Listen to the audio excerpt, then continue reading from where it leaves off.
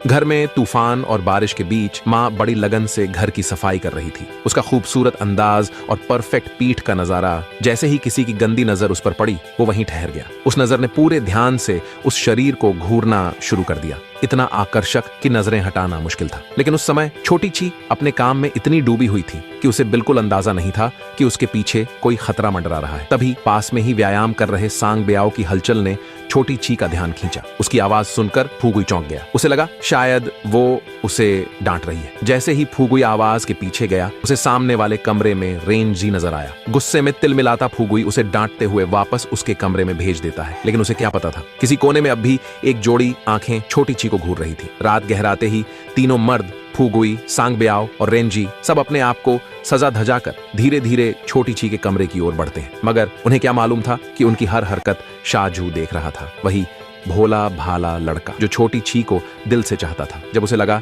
कि उसकी प्यारी देवी खतरे में है, उसने बिना सोचे समझे पास की चीज उठाई और जोर से खिड़की का शीशा तोड़ दिया। उस आवाज से सब चौंक उठे और मजबूरन उस रात की उनकी गंदी योजना अधूरी ही रह गई। अगली सुबह फूगुई ने एक पंडित को बुलाकर छोटी ची से शादी की तैयारी शुरू कर दी। लेकिन यह सुनते ही शाहजू का दिल टूट गया। वो इस रिश्ते के खिलाफ था।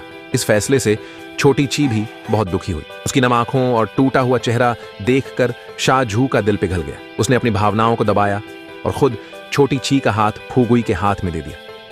और तब से वो सब मिलकर एक सुखी, शांतिपूर्ण जीवन जीने लगे।